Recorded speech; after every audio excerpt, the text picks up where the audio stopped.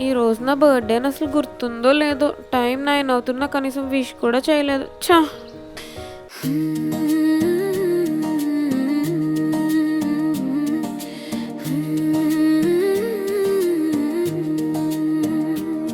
నీ చూపే నా జీవితం ఆరంభం.